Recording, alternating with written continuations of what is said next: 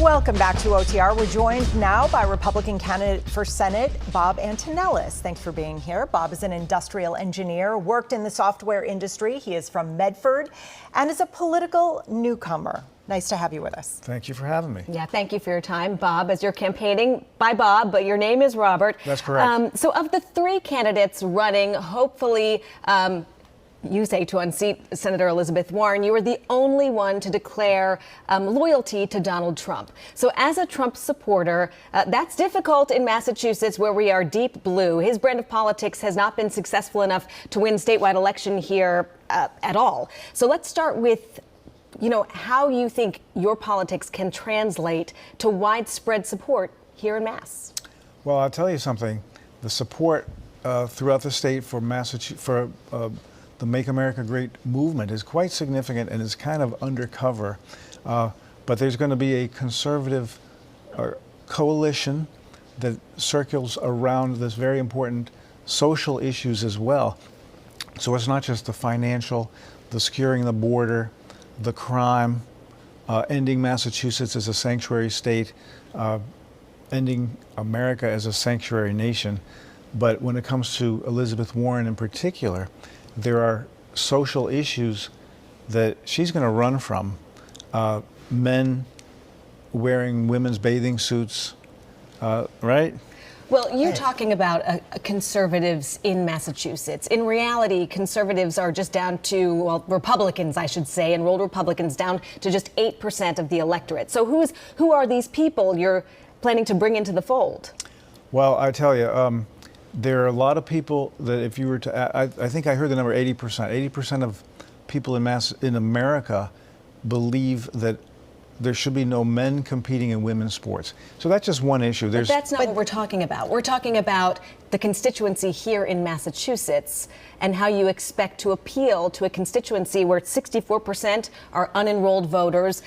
Do you think there are enough people with your brand of politics in Massachusetts to support you? Well, I actually do believe so.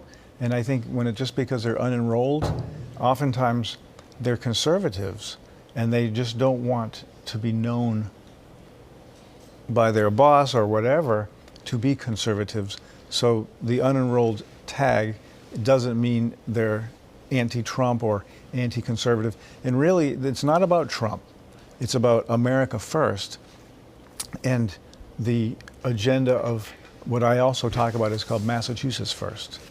And that Massachusetts First is ending Massachusetts as a sanctuary state, ending the revolving door of criminals that are released on this zero cash bail, but also ending wind farming. That's under the umbrella of Massachusetts First, ending wind farming in all U.S. territorial waters, including, of course, Cape and Islands, where we're seeing rampant destruction of our waterways. Let's talk about Stewart Hospital. Stewart has announced it is closing. It has closed 2 hospitals and it has deals for 4 others. Senator Warren wants to keep private equity firms out of the healthcare system. Is she right or wrong about this? If she's pushing it, my reaction is she's probably wrong about it, because she tends to always have a foreign interest. Well, I haven't researched the specifics of that position by Elizabeth Warren, but my experience when I do examine her positions, particularly with financial, is that she's representing other interests outside of Massachusetts. I wouldn't be surprised, to be honest with you, if these hospitals are phased into housing for migrants, illegals. That is not the plan for these hospitals. We do want to talk about health care overall. So the Affordable Care Act. President Trump tried to get rid of the Affordable Care Act his first term in office. He again wants to change it. He's running on that. What are your positions on health care for people in Massachusetts? Well, one thing I will say, and this is a social issue that I was referring to, that children that are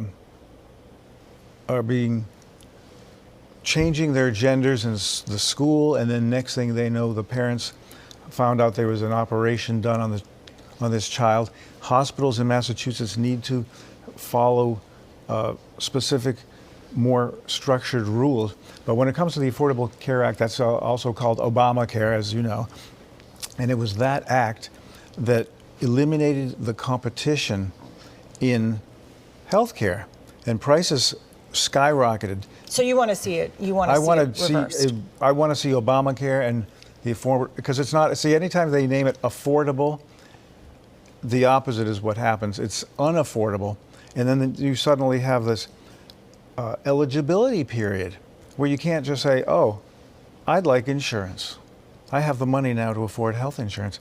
They say, "Oh, you have to wait till November or January or something," and you are unable to get coverage until that period. And that's a big, one of the big problems with Obamacare is it made that action. Senator Warren did not vote in favor of bipartisan legislation to deal with the southern border. What is your reaction to that? Would you have supported that? The bill that just was presented, I was against it. John Deaton is for it. As far as what I understand, 80% of it was Ukraine funding. And I was against that border bill because it had a cap, and it said, oh, once the number of, call them trespassers, exceeded a certain number, the border was going to close. Who's going to be counting, first of all? Who's going to be counting and making sure? Nobody. So it was a red herring from the beginning, and I'm dead set against that, and I'm glad it didn't pass, and I stand with Donald Trump on that one for sure. Let's talk about the impact on this state. There is a migrant crisis right now. It is on track to cost the state more than $1 billion this year. Do you think the state should change its right to shelter law? Absolutely. It absolutely needs to change.